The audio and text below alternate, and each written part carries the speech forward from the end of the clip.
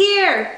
Kitchen reveal day. Well, okay, it's kind of more like kitchen progress reveal day because we're not even close to done. But we've come so far, it's insane.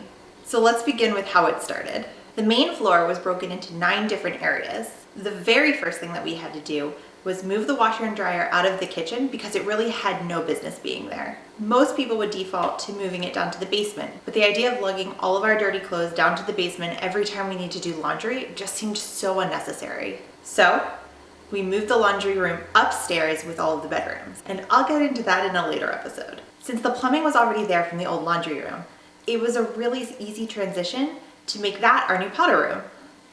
Shout out to my dad for that one. It didn't even occur to us to do that, and it probably ended up saving us thousands of dollars in plumbing costs. So now that the powder room has been moved, we have the freedom to get rid of the old powder room and start knocking down walls. And that's just what we did. And it wasn't without hardships.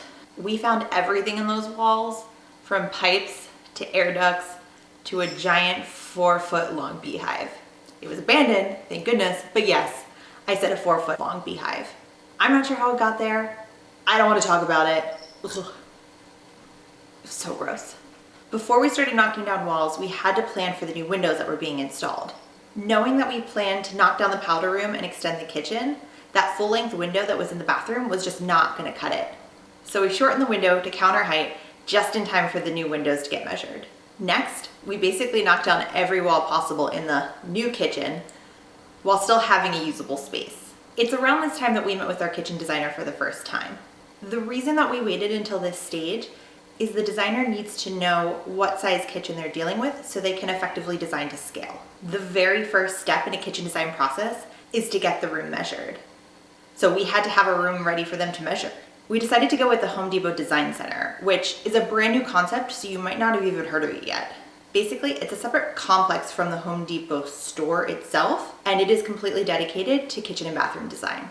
I felt like we had a lot more options, and we had a whole team working with us to get our kitchen built. So after the measuring was done, we started mapping out what is and isn't possible. We opted for this design. The space isn't wide enough for an island, so we went with a peninsula. We'll eventually put a table in the middle that's narrower than an island. A couple of things about this design. Number 1, this window is still here because this will eventually be a door to a screened-in porch. 2, we decided to make 2 pantries here, so the existing one needed to be knocked down. So that's what we did next. We demoed around the refrigerator and redesigned it so there are equally sized pantries on each side of the fridge. The last minute items we did were run necessary electricity and a propane line from the tank outside to where the gas range would sit. Finally, all decisions were made, the cabinets were here, and that last weekend we demoed the rest of our kitchen and we're officially ready for the installation. And here we are. We're so excited to show you guys where we're at. And like I said, it's still a work in progress as we wait for more materials to come in and as we make more decisions. So come on, let's go. One last reminder of what it looked like before.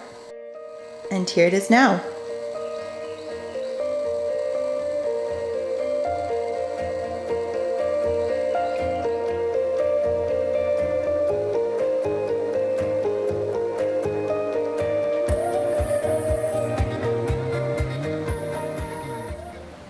Some features that we love are the ability to keep all of our pans in drawers, so it really saves a lot of space on storage. And this corner cabinet pulls out, so you're able to get all the way back in there. So this is where we keep our Tupperware.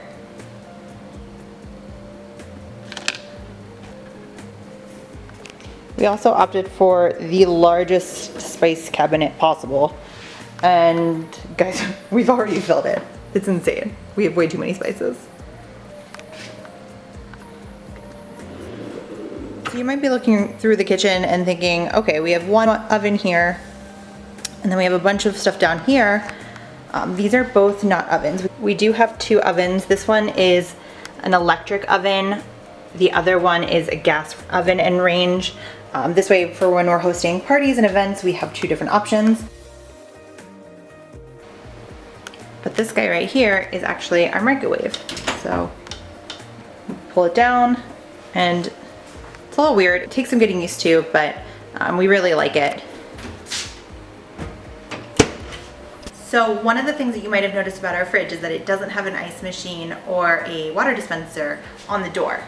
And you're right, it doesn't, but it has both. And we didn't realize that it had both until we were really like testing out and playing around with the refrigerators at the design center. So let me show you where it is. Got my little cup. Just come in here. Boom. It's in the fridge. Isn't that cool? Cheers. One of my favorite parts about this kitchen is the sink. And I know that sounds crazy because who gets excited over a sink, but look how deep it is. You can wash a dog in here. And it comes with accessories. Hold on one second. We've got a colander and a cutting board. And they literally just fit right into the sink. So we can drain our vegetables, we can chop things and put them right into the sink. It's so convenient. I know, I'm geeking out over a sink, but guys, look at this. This is awesome. So some things that we're really excited to be working on soon are doing a little design element on the peninsula, craftsman doors on the bathroom and the garage door, getting our new window, and finally picking out some kind of backsplash and pendant lighting. We're so glad that you guys joined us for this kitchen reveal or kitchen progress reveal. Be on the lookout for all the cool things that we have coming up.